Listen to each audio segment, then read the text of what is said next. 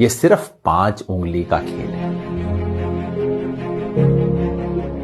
आप सुनते होंगे CAA, NRC, NPR और सोचते होंगे ये खेल क्या है, इतने सब शब्द हैं, समझ नहीं आता। वैसे बड़ा साधारण सा खेल है।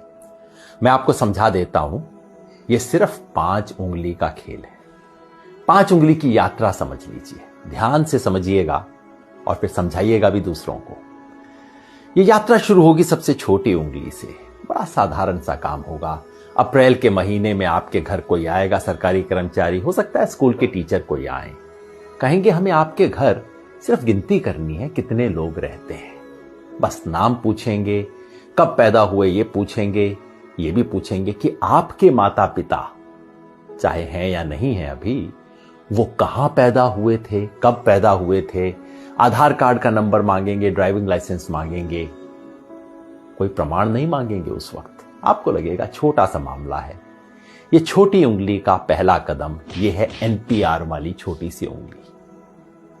फिर दूसरी उंगली ये D वाली उंगली है। D क्यों?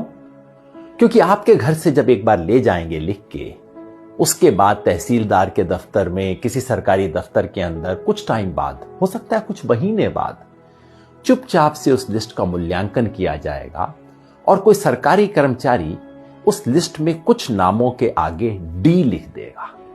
D का मतलब डाउटफुल, डाउटफुल का मतलब संदेहास्पद, जिस पर शक है। किस बात का शक है?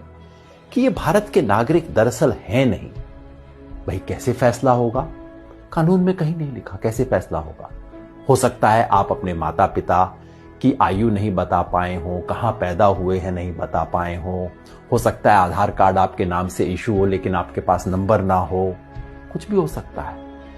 किसी भी आधार पे D लगा दिया जाएगा, आपको पता भी नहीं लगेगा, कोई आपसे पूछने भी नहीं आएगा और मामला तीसरी उंगली पर पहुंच जाएगा। ये तीसरी और बड़ी उंगली है, ये है NRC वाली उंगली। जिन लोगों के नाम के आगे D लगा होगा, समझ लीजिए आपके मोहल्ले में 500 लोग हैं, 1000 लोग हैं, उनमें से 50 के नाम के आगे D लग गया।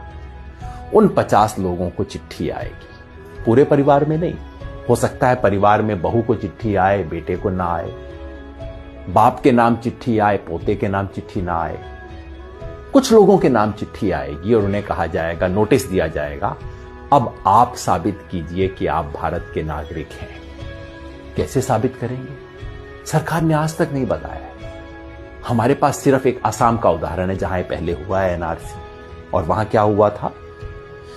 ना आधार कार्ड माना गया, ना राशन कार्ड माना गया, ना वोटर लिस्ट में नाम माना गया।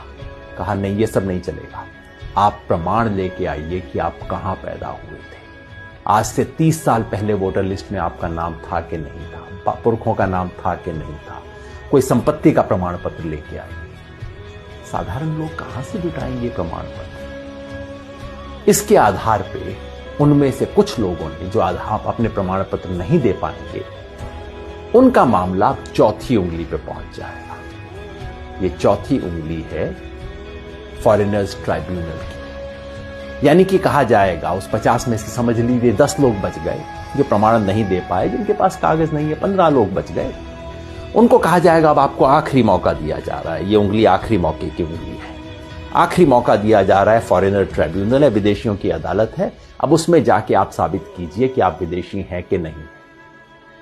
अगर मुसलमान हैं तब तो कोई चांस ही नहीं है, क्योंकि यहां अब CAA का खेल शुरू हो जाए। अगर मुसलमान हैं, आपको विदेशी माना गया है, तो अब आप तो विदेशी हैं ही हैं, चाहे आपके बाप दादा यहां पे 500 साल से, 1000 साल से रहते आ रहे हैं। अगर मुसलमान नहीं भी हैं तो पता है क्या है, आपको ये साबित करना पड़ेगा कि आप बांग्लादेश, पाकिस्तान, अफगानिस्तान से आए। अब आप सोचिए, बिहार यूपी में रहने वाले लोग, नेपाल की तराई में रहने वाले लोग, श्रीलंका में रहने वाले लोग, श्रीलंका के पास तमिलनाडु में रहने वाले लोग कहां से साबित करेंगे भाई कि हम पाकिस्तान से आए, बांग्लादेश से आए, अफगानिस्तान से आए?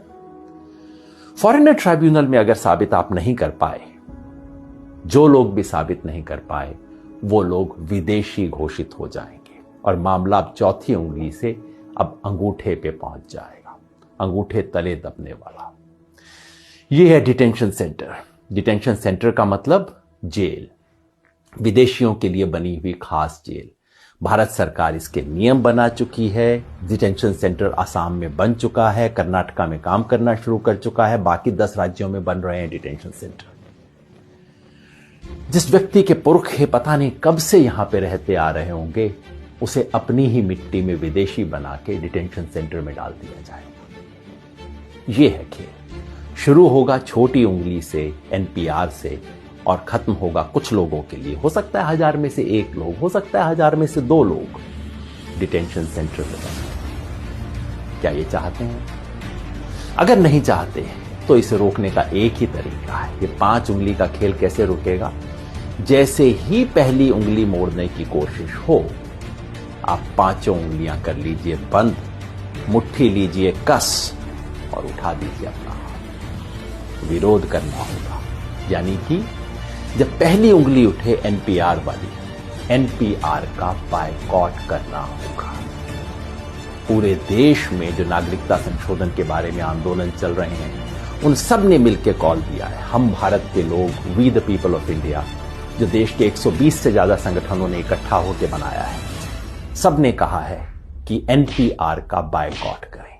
यानी कि जब आपके घर में कोई टीचर आए, कोई सरकारी कर्मचारी आए एनपीआर का डेटा लेने, प्यार से बात कीजिए, इससे बुरा बात करने की जरूरत नहीं। पानी पिलाइए, चाय पिलाइए, नमकीन भी खिलाइए। नमक खिलाना बहुत जरूरी है, क्योंकि ये संविधान का नमक खाते हैं, याद दिलाना है। ये कर्मचारी इस देश के कर्मचारी हैं, किसी पार्टी के नहीं है। सब कुछ दीजिए, प्यार से कीजिए, लेकिन कागज नहीं लिखवाएंगे, कागज में कोई सूचना नहीं देंगे, क्योंकि एक बार सूचना दी फिर मामला आपके हाथ से बाहर है। कागज नहीं लिखवाएंगे। और अगर वो कहें कि ये तो कानून है, आपको करना पड़ेगा, उन्हें प्यार से कहिए, मास्टर जी आपकी बड़ी इज्जत करते हैं, लेकिन क्या करें, महात्मा गांधी की इज्जत थोड़ा ज्यादा करें। इस देश के राष्ट्रपिता ने कहा था कि अगर कोई असंवैधानिक, अन्यायपूर्ण कानून है, इसका विरोध करना हमारा अधिकार ही नहीं, हमारा कर्तव्य भी है, हमारा हक भी है, हमारा फर्ज भी है। इसी रास्ते पे हमें चलना होगा। याद रखिए, हम संविधान बचाने निकले। एक हाथ में तिरंगा, दूसरे में संविधान, मन में अहिंसा और जन गण मन का गान। इसी रास्ते पे हमें चलना है। ये लड़ाई में हम लड़ेंगे और निश्चित जीत